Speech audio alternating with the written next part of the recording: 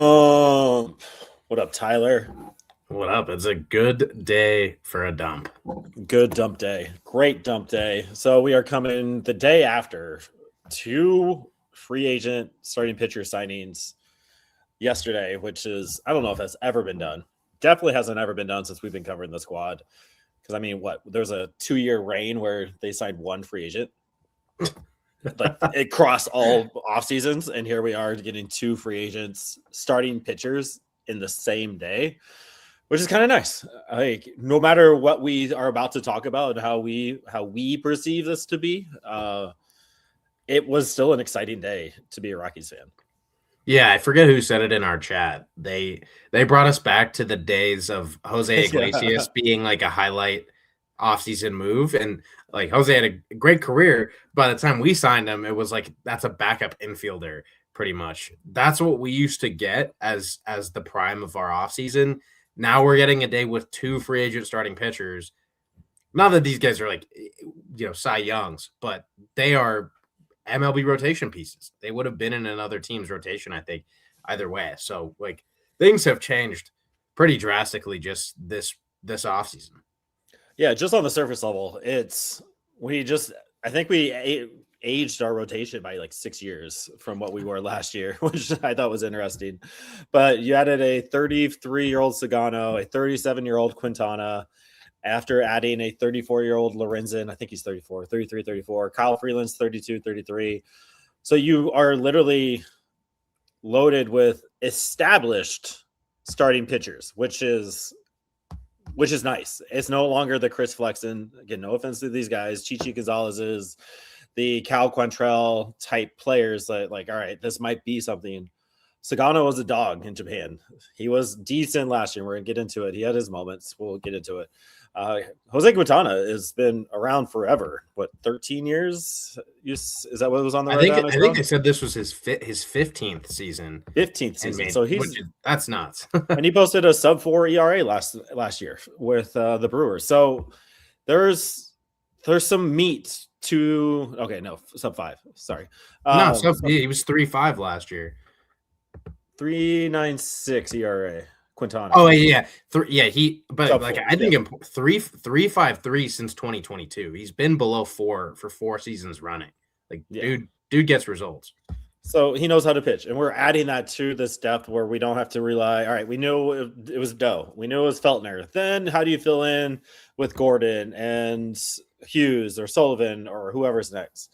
You now have 4 solid guys. Like you're not paying 5-6 million for Quintana and Sagano to not be the number 3, number 4 guy, right? So Doe, Feltner fighting for the 5th spot, and I mean injuries. When was the last time any starting rotation has ever been healthy ever the entire season? And so you just added more depth. Like we have 7. Is it safe to say 7 solid rotation pieces going on opening day? Like add Feltner, Dolinder, Gordon. Yeah, and Maybe? I mean, I think the depth beyond those guys is a little bit better too. Like we brought in Valente Bellozo from the Marlins last year. Like I'm not expecting him to be Belozo. an impact guy, but if he has to make 3 or 4 starts for the Rockies, it's better than what we've had in years past. And then you've got some of the younger guys who also could make it. McCade Brown, Gabriel Hughes. Those guys are on the 40 man and can pitch really at any time. Those are your like 8-9 guys. So you're in pretty good shape with the way the depth has played out. They just raised to the floor. That's been the whole MO on that. So let's get into the dump. But before that, join us, not us, but join BSB in about 2 hours where Eli and Noah are going to preview the spring training. And we're pretty sure one or both of them are going to actually be on the grounds in spring training for a week or two. So jump into there, dive into that chat. Even if you're listening to this, following this, leave us a review. We can get to it, ask a question on there, or even go to the YouTube comments. We'll respond on there as well. So check out that Noah and Eli. I think this is their first time together. It'll be fun to watch the 2 young cats, the 2 up and comers come up. They are our Chase Dolander and Tanner Gordon, so to speak, of BSB. Who's Tanner Gordon? Who's Chase Dolander? If Noah, they're listening. Noah's Tanner Gordon, just because they had the Indiana connection, and they're friends in a in a roundabout way. That's all. That's all we're gonna leave it at. All right, let's get into Tomoyuki Sugano. I apologize if I butchered that first name. On the surface, I saw it. This is one I was awake for. And I was like, I hate it. I don't like it. This doesn't make any sense. And that is 100% coming from a fantasy baseball player lens. Like whenever I saw Sugano as a spot starter that I could pick up in Saturday or Sunday, I was staying away from it. He wasn't going to get strikeouts. You might get blown up in 3, or you might get 7, but you're only getting 1 or 2 strikeouts in that with 6 or 7 hits to go along with it. So I always stayed away from him from that sense. Diving into the numbers, which is what we're here for, there are some things to like. His ERA was much better than I thought. Just a traditional ERA, 4.64 in Baltimore, which is not a very hitter. It's not a very pitcher friendly place. Actually, what'd you type in? More home runs in Camden, a higher home run park factor in Camden than Coors. So all you home run haters, you can just be quiet. Coors Field doesn't do home runs. So that was interesting. And just the walk rate sitting at 5%. Those two things kind of like, all right, we can work with a low walk rate and a low ERA. He clearly knows what he's doing as a veteran. Yeah, and I did the math. Don't have it on me now. I sent it in the chat yesterday. He got hit hard by the Yankees last year in 4 appearances. I think that was the most appearances he made against a single team. If you're pitching against a team 4 times, like at some point, if not the first time around, like they're gonna get you, especially a team with Aaron Judge. You're playing in Yankee Stadium, all that. His ERA outside of those Yankees games was like, I think it was like 4.4, which not amazing, but like for like a third of a run difference almost, that's pretty substantial. So AL East is a very tough division. There's no off days. Like you in the NL West, at least you're gonna have like San Francisco is an extreme pitchers park. Arizona's lineup, I don't know what to make of it for this year, especially if Corbin Carroll is not playing for some time. Yeah, the Dodgers are the Yankees of this division, but I think he's almost coming to a better situation to pitch. You mentioned, the park factor situation that Coors Field is not going to give up as many home runs as Camden Yards. People still don't quite grasp that. I understand there's a lot of home runs still at Coors Field, but it's more about, can you limit the hard contact in the gaps? That's what you want to avoid. He might have some problems with that, but I don't think he's given up 33 home runs this year. I don't think any pitcher would come from their old place, come to Coors and give up, 35 home runs. It just doesn't happen that much. No, but I think you just put your foot in your mouth there. So that's going to be a quote that we watch. The over-under that Tyler just said is 32.5 home runs given up by Sugano as a Colorado Rocky. And we do have to realize, like, Sugano is not going to pitch all of his games at Coors. It's something that we have to worry about. But if he's making, how many starts did he make last year? I know he went 150 innings. He made 30 starts, 157 innings. So, like, he's going 5 each time. He's giving you 5+, which is good. You want some innings eaters. And, I mean, of those 30, you got to expect 15 of them are going to be on the road. So we're there. We're looking at that. The thing that stood out to me, it was the home runs per 9. It sits at 1.89, which is high, but we can probably just assume that 14 of those were hit by Aaron Judge. But the other thing that stood out to me, like, it was the 9.9 hits per 9. That was kind of screams scary stuff for me in Coors. We've seen those innings happen. We've seen those blowups, and Sugano did that outside of Coors. So if we're allowing all those hits, that gets a little bit hard. Then I reminded myself, most of those blowups are hits and walks just compounding each other, and the pitcher can't get out of it. Sugano's not putting people on base for free, so I'd be a little bit okay with that. Then the other thing that I had to talk myself into, and then this is where you get to do butter your bread here, is the pitch mix. We're 6 pitches deep with at least 10% usage last year. Huge arsenal. We love that about Lorenzen. That's kind of feels like what we saw in the Keegan Thomas has six pitches going. You can go down the line of the pitchers that were added about their arsenal and the diversity of that arsenal. That's good. We can work with that. If we make some tweaks, if the new brass makes some tweaks with this arsenal, those numbers are going to go down, right? And it's clear they have a plan for these guys. So which pitch is he ditching and which pitch is he keeping? Yeah, I mean, the curveball for him was not effective in the big leagues last year. He threw it just under 10% of the time, gave up 4 homers, a 419 average against. Like, it was getting hit. A -10 run value on a pit. Like, run value is cumulative. It's like WAR. To have a -10 and throw the pitch. He threw the pitch only like 150 times. That's crazy. It was basically, yeah, a mess of a pitch in Major League Baseball last year.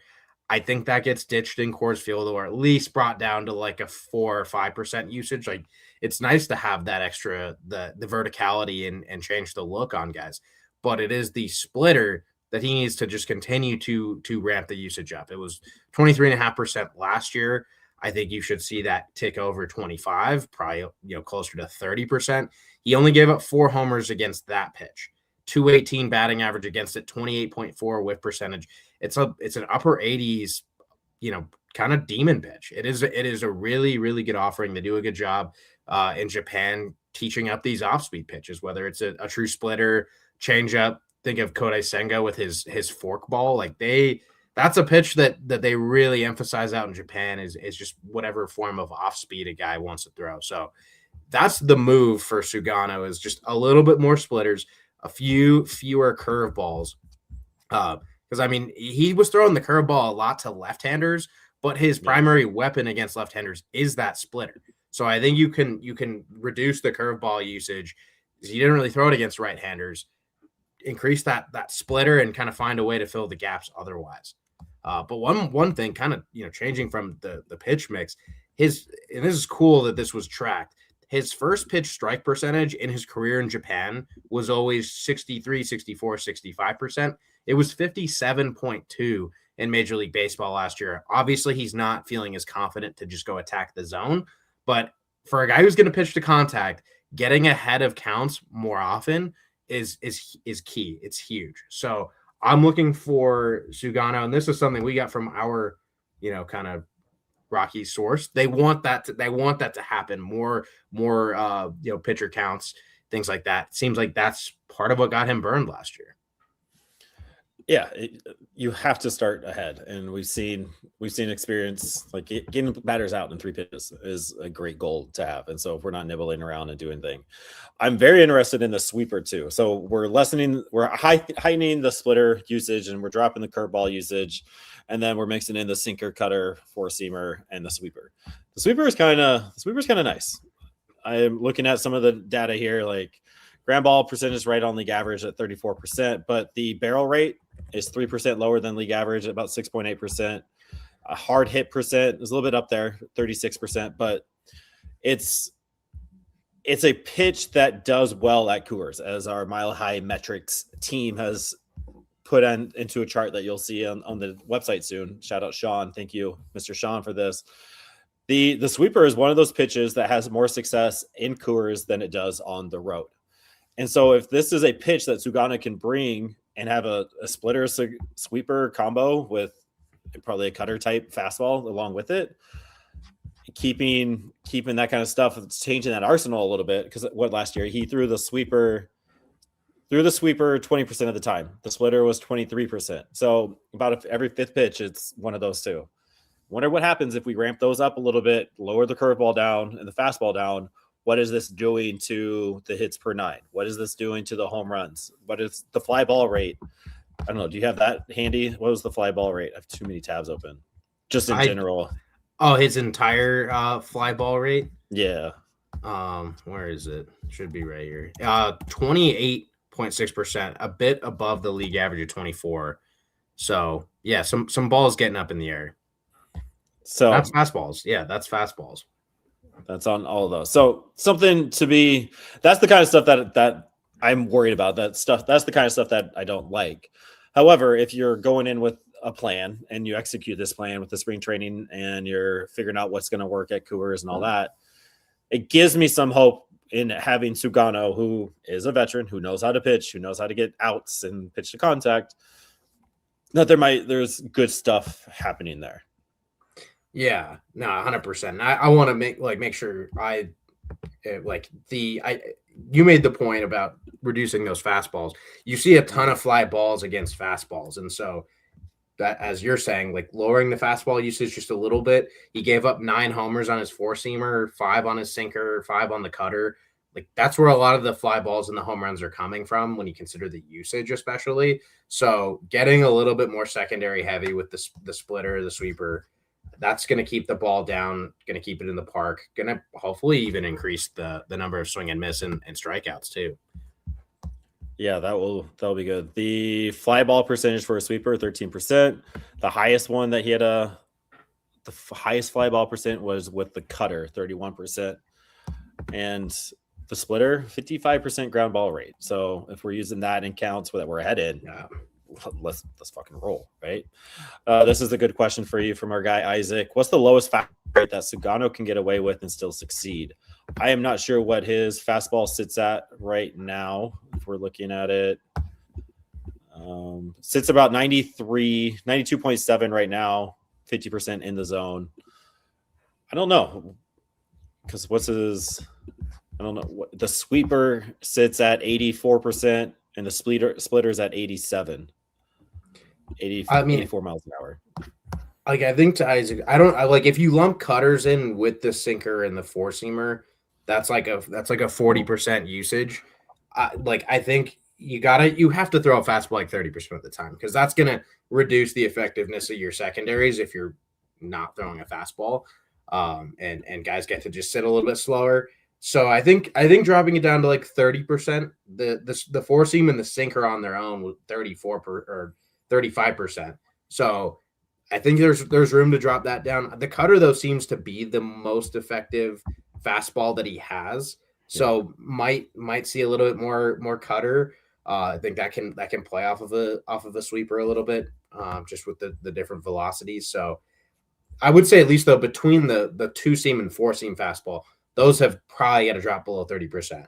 But use them strategically, get ahead in counts. I think that's the key with fastballs is some guys are just gonna give you strikes if you're landing them where they need to be. So it's a good question though.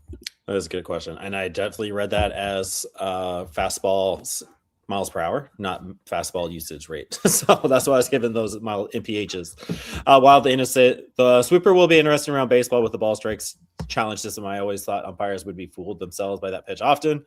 Definitely was when Justin Loris came on the scene. Like that was fooling umpires just as much. I think they've gotten better as the years have gone on. And that's a whole nother thing. The ball strike challenge, it's not going to be an issue as far as gameplay and stuff, but the pitch framing and picking in your battles when to do it. They still only get like 2 challenges. There's not every pitch that's close gets challenged. So it's going to have an effect on some of it, but I don't think it's going to have that big of a deal. But to your point, Wild, it's got to be in there. It's got to be in the mind. Like, all right, is this the one I'm going to challenge or not? And how we work that and how we piggyback that off of the splitter there going forward with the sweeper. So Sugano has some nice traits. Sum it up, then we'll get into Jose. What is a good season for Sugano as a Colorado Rocky? I think a low 5 ERA. Like unfortunately, that's sort of the reality. That's the standard for a pitcher in Coors Field. Like if we remember last year, there was one pitcher in the rotation who made more than 5 starts with an ERA under like 6.3. Like 6.3. We're not even talking like under 5.5, 5.6. 6.3. So if you can get a couple more guys in this mix who are a run better than that, that's making a huge difference. So I'm thinking he's a 5.2 to 5.3 guy ERA. That I think that'd be successful. Chance for him to do a little bit better than that, again, given just the pedigree that he has. If he can get back to that more Japan mold, getting ahead, pitching and getting weak contact. Like he managed contact relatively well last year, but obviously 33 home runs. So I want to see the homers under 30, the ERA to about 5.2. To me, that's a successful season for Sugano and just giving the Rockies stability in the rotation. I agree. The innings, the 157, if we get another 140, 150 innings, I think it's huge. If you get Lorenzen 140, Sugano 140, and Quintana 140, shoot, throw Freeland in 140. If you get a combo, whatever one was that, almost 600 innings from those 4, that's not bad. That's not a bad total there going forward. All right, the other one where I woke up to just a barrage of text messages. Jose Quintana. This was never, I don't think you ever tweeted this man's name as a target. I've never even thought about Jose Quintana as being a Colorado Rocky option. And whatever, like they didn't get me excited. It is what it is. It makes sense as the veteran guy that can get outs. I don't know how this stuff plays at Coors, but the traditional numbers, he had a 3.96 ERA last year. He had 11 wins, a 1.29 whip for the Mets. Like, he was still pretty effective at 36 years old as a pitcher, doing his things with pretty much below league average stuff across the board. Of course, the below league average stuff is what's going to get us all worried. The 9% walk rate is a little worrisome, combined with the 16% strikeout rate. I don't like that. That's a little bit the opposite of Sugano. We're adding runners on. We have a fastball that sits around 90, which we just established is not good at Coors. The hits per 9, 8.2. Home runs is 1.223, so he's giving up less home runs, less hits, but we're adding more walks, so we're still going to have traffic. Why is Jose Quintana a signing that makes sense for the Colorado Rockies? I mean, he is the guy who knows how to go in and get outs. And I mean, he's not always going to get the outs, but he's going to get out of innings at least. Like you mentioned, the stuff is pretty fringy across the board. It has been for a little while. He used to be like 92 miles an hour, and that's when the Chicago Cubs they traded Dylan Cease for him. Like way back in the day. It's crazy to think about. That's like my first memory of Jose Quintana pretty much is traded for Dylan Cease, because he used to be a very solid like number 2, number 3 starter. Things have come down quite a bit since then. But again, he's a guy who he truly is the contact manager, and I trust 15 years in Major League Baseball that's a skill he's going to be able to continue to keep up. But it's not going to be as easy at Coors Field. We're seeing this contact management kind of approach to this rotation. That's a bit of what Lorenzen's going to do, a bit of what Quintana's going to do, and Sugano. We'll see how well that does work. But he's steady. He's stable. He's not going to have a 6.5 ERA. So again, that's sort of the unfortunate standard for this rotation is, can we improve the team 6.2 ERA or whatever it was out of the rotation? Quintana, a guy who has had a 3.5 ERA since 2022. I trust he's going to be below that mark again and hopefully stick in that mid-4s range.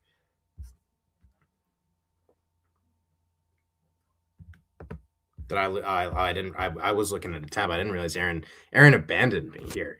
But the benefit really of Quintana is this. He sequences well to both sides. He's going to be very sinker heavy. He goes with a breaking ball against left-handers and then really hits the changeup hard on right-handers. And I think that's a mix that it's simple. It's not quite as like diversified as we talked about Sugano. Certainly not with Lorenzen, where it's like 6 pitches going against both sides of the plate. Like Quintana's going to keep it very simple. It is primarily going to be fastball, breaking ball to lefties, and fastball changeup to righties. So mix in, a curveball a little bit to the right-handers too. But those are sequences that he's really tried. He's tested them there, and they're true. So I think that's going to, again, keep the success levels up there and kind of run in pitch by pitch. The 2-seamer, which he throws a lot, it helps him to get a decent ground ball rate overall. He's at 42.7 this year. He's at 48.2 though the year before. So just generally is a guy who's going to get more ground balls than the average pitcher. That's generally if you are going to be a contact manager, that's kind of a key box to check. But he did give up 11 homers against the 2-seamer, because it's not he doesn't fully buy into it as like the sinker 2-seam type. It's a little bit more like a running 4-seam. That's kind of the shape that it takes on. But he gets it downhill well, which is where you're going to pick up those ground balls.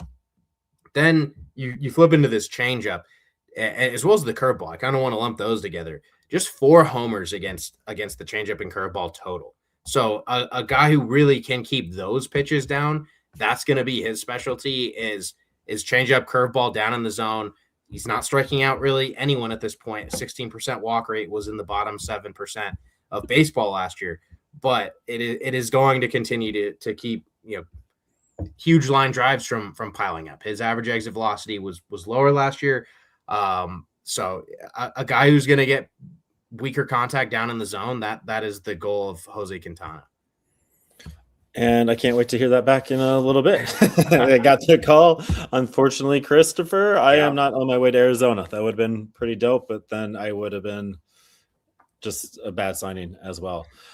But let's get to this. This does remind me, I had these vibes as well. When I saw that we signed Quintana, it made me think of the rumors we were going to sign Marco Gonzalez all those years back.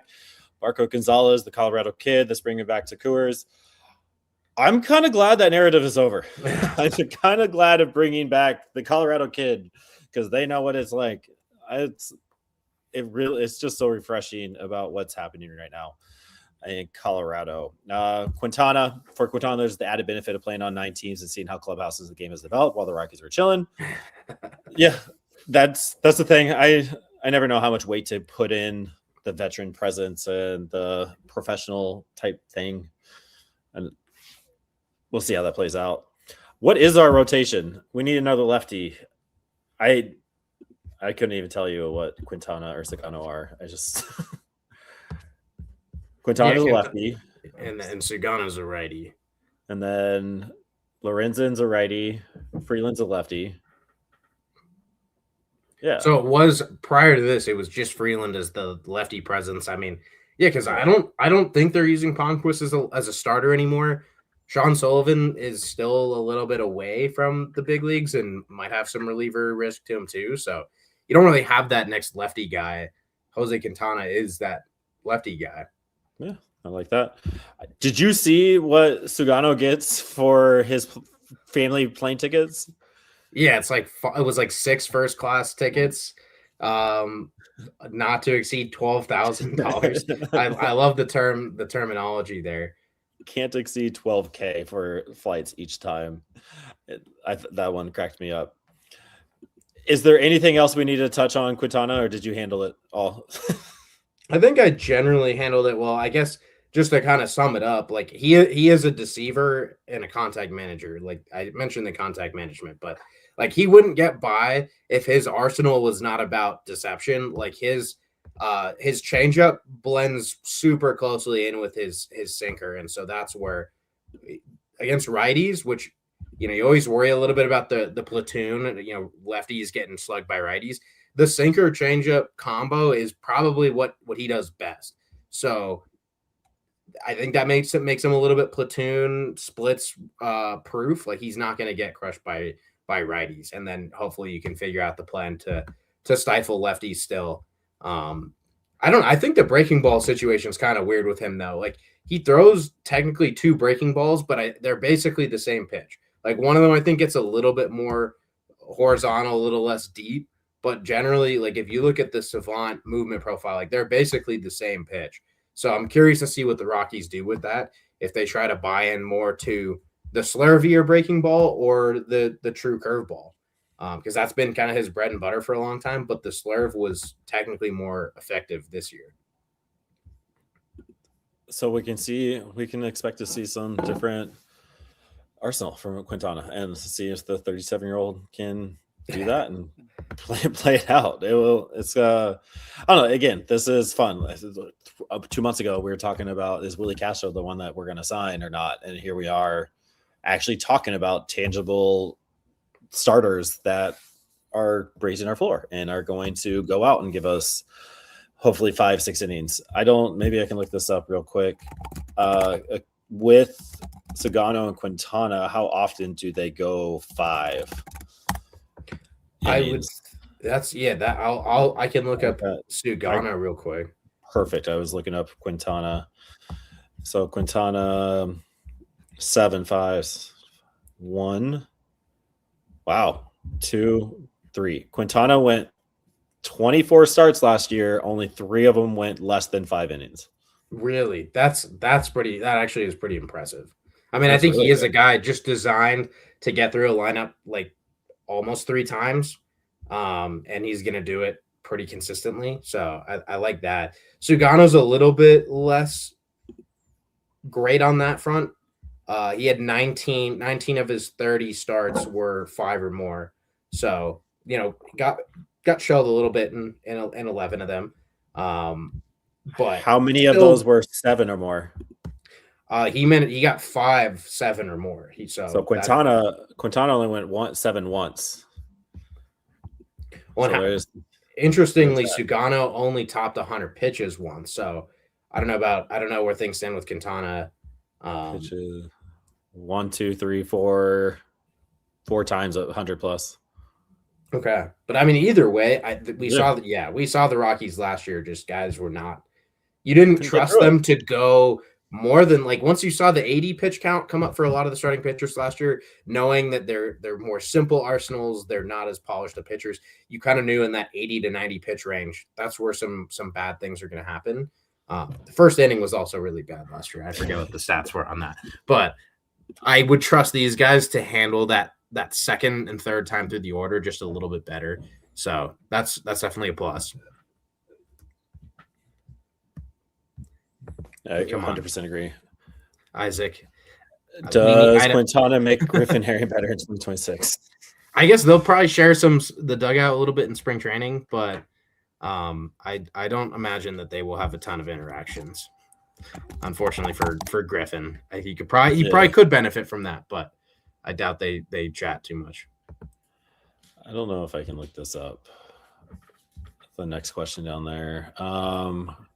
Question: what was the Rockies starters' average number of innings? So, can you do this? Freeland went 162. Cincy went 130. Herman's pitched 126 innings last year, which I would have guessed he pitched 50 innings. That blows my mind. And then those are the only 3 pitchers that went 100 plus, and only one of them went above 140. Then you have Doe 98, Gordon 75, Blaylock 58. As far as starters went, Gomber did 57. Go ahead. As a team, they averaged about 4 2/3 innings per start. The rotation logged 776 innings, which you take that by 162 games. I think they had like an opener or 2, so that technically lowers that average a little bit. The Cincy pitches for an inning or whoever. No, he came in and relieved. I think there was one with Herget, and then I know Molina got a start, but I don't know if that was truly a start that he got ran out of or what the situation was there. But for the most part, they averaged 4 2/3 innings, which I think sort of as a requisite in baseball, like 5 is kind of the bare minimum as an average. Like you're not going to have a great start every time, but if you're not averaging 5 innings as a team, like you're going to get the results of the Rockies with their 6.65 team ERA. Those line up. That makes sense. So hopefully we just get like 5.1, 5.2 average would be great. And then we'll end it on this. Do you guys think a 6-man rotation could be on the table? No, because of health reasons. I think it's so hard to keep 6 guys healthy. Yes, you have the depth, but I don't think you have to overuse that depth. The idea that you're going to be healthier because you're doing a 6-man rotation, I don't know if I truly believe in. This is just my hunch. I mean, Kyle Freeland battles with blisters. You have a 37-year-old Quintana on the mound. Anything crazy can happen. Lorenzen's no young chicken either. So I just think with where they're at, I don't know if the 6-man helps the health. So what's the point? And I don't know if what you have in Doe and Feltner are worthy enough, so to speak, to go a 6-man rotation. I think it's all right. Feltner, you're up for 10, and then Doe, you're up for 10, and see what happens. But that's my take. I mean, I just think the way MLB rosters are shaped and the way we target relief pitchers, you really can't go with a 6-man rotation. Like you can use that at certain points, like say, okay, hey, we play 10 games in a row without an off day or 12 games, whatever that some of those stretches are. We're going to use 6 starters in that span, and that can happen pretty periodically. But it's just kind of impossible to regularly run the 6-man rotation. I think that's where you call up your, Tanner Gordon 6 times throughout the year to make 10 starts or less, and just trust your bullpen. Trust that you're going to actually get into your bullpen a lot more, because otherwise that bullpen's going to get used a lot more per guy if you're starting 6 guys regularly. So I think a lot of it falls on that too. But this gives you a chance to put someone on the injured list for 10 days with the slightest injury. Give Dollander, give Felton, or give Gordon. Yep. One of those guys. Give them a start. Take some stress off of the main guys and just spread the load. I'm wondering. I mean, does Feltner have any more options? I don't know if that's. Yeah, he has one, which I wasn't sure about, but apparently he has one option. So Feltner and Doe doesn't have 2. to be on the roster. Yeah, Doe has 2, which I thought was high. And I think Gordon should have 2 also, because I think he debuted last year. I think so. Yeah. There we are. Makeda has 3, Palmquist 3, Gordon has 1, Feltner has 1, and then we forgot about your guy Pearson All. He can start as well. Yeah. He has 3 after his debut last year. So there are some options. Do we see Chris Bryant and Scottsdale this year? Answer on 3. 1, 2, 3. Nope. Maybe. There's no way. He's not showing up. I'm surprised that no club has taken a flyer on German Marquez. This has been a little bit small talk of surprise that Marquez hasn't been signed.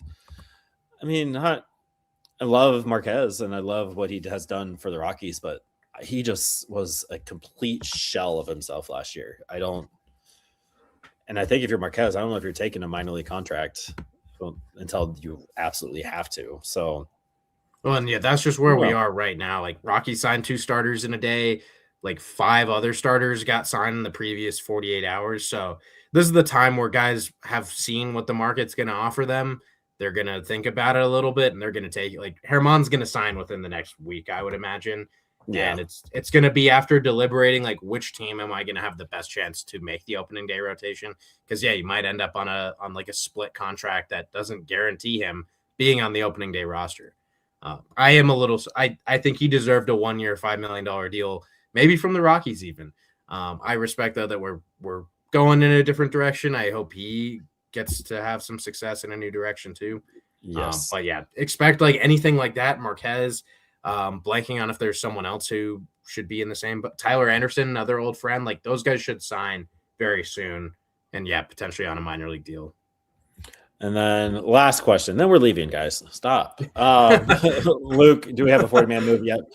So Quintana actually has not been announced. It's all rumors. It's all pending a physical as this moment right now on a Wednesday afternoon, February 11th. I think the corresponding move is Jeff Criswell is going to move to the 60-day IL, still recovering from the surgery last year and just not quite 100% yet. So I imagine that's the move. No, it's not dropping KB. KB's on the team. He's going to be on the 40-man. That is what it is. I mean, he's on the IL, but I don't think we're dropping Amador. I don't think we're getting rid of Veen. I don't think we're doing any of those other things. I'm going to lean Criswell to the IL. Yeah, I mean, that's why these signings happened when they did. That's why all the league-wide, these signings are happening now because teams – they don't want to DFA guys if they don't have to. They're putting guys on the injured list first and foremost. But as kind of I'll leave it there for maybe for Noah and Eli and just for everybody in general. Rockies have been rumored to be in on first baseman.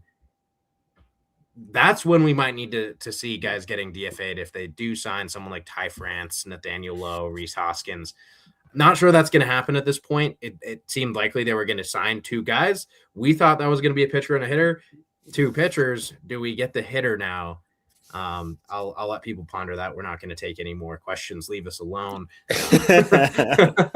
No, we love it. Just the time crunch. So we have small time crunches. So we're good. Appreciate you all hanging out in the chat. Thank you, Luke. Thank you, Birch, for coming back. Thank you, Wild. Thank you, Isaac. As always, you guys all rock. It always does make this a little bit fun and more enjoyable. Hang out in 45 minutes where Noah and Eli are going to be talking in spring training, all the storylines to watch. Again, one or both of them are going to be on boots on the ground in spring training in the late February, which is going to be dope as can be. And we're working on the Mile High Metrics website. We are working on our BSB Top 50. Keep looking for that to be updated on the website in the next 2-3 weeks with full breakdowns of each player, with videos as much as we possibly can, doing a little bit better, doing a little bit different. And then the Mile High Metrics team is just doing some work with some cool charts with the pitching side in the background and writing some up articles. The thing that Sean is working on with the pitch success rate by pitch type, Coors Field versus other parks, super interesting. I just looked at the chart in the last 5 minutes. So a lot of cool things happening. You know where to find us, lakestreetbanter.com. Find us on the Twitter, find us on the YouTube. And if you haven't yet shared it with your mom, share the pod. We are her favorite pod. She just doesn't know it yet. And then go ahead and leave that 5-star review and a review on the Apple, on the Spotify, all that. That is the best way for us to do this. Go Rocks. Woo!